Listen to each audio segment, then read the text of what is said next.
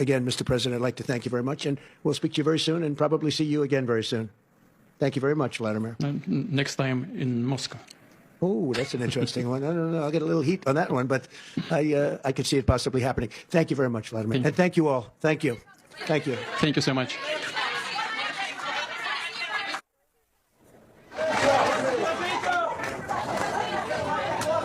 As we wait to see if the president will take any questions from the room.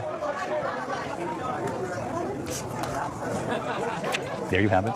Vladimir Putin first addressing reporters, then President Trump addressing reporters as well, talking about what he called, this is President Trump, an extremely productive meeting. That's how he characterized the summit. He said many points we agreed to. There are some points left, including one point that's pretty significant.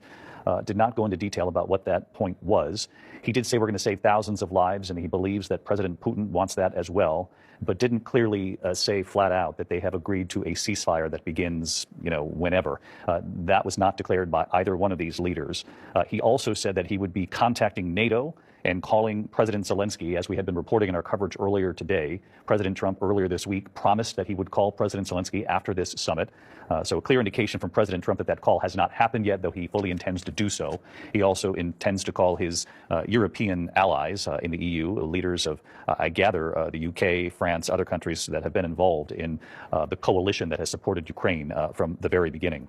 I want to bring in Mary Bruce, who is in the press briefing room. And Mary, if you can hear me, I'm just bringing the audience up to speed here on what we have just witnessed here together live on the air. Again, President Trump calling this extremely productive, saying many points agreed to, some points left. He said one point is pretty significant, but he suggested that perhaps we could get there.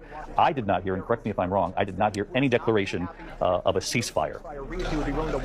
No, you certainly did not, and I have to say, I don't think I've ever been left after hearing from the President of the United States with so many questions. They both came out in these short remarks suggesting that progress has been made. Vladimir Putin using the word agreement, saying, I expect that today's agreement will be a good starting point. The President referencing the fact that they aren't quite there, which hinted at the point that they didn't get, it appears, the full ceasefire that President Trump was hoping for, but he kept alluding to this progress. What is the progress? That is the big question, and one that we still do not have the answer to. This was incredibly vague, and I have to say, with quite literally the entire world watching, with the future of Ukraine hanging in the balance, to not have any clarity here is pretty astounding. Now, President Trump said he was going, obviously, to be speaking with Ukrainian President Zelensky. He was hoping that coming out of this meeting that they were going to have a ceasefire and that he was going to be announcing a trilateral meeting, that he was going to be announcing that they were finally going to get Vladimir Putin and Volodymyr Zelensky in the same room. It seems we are still a ways away from that, David.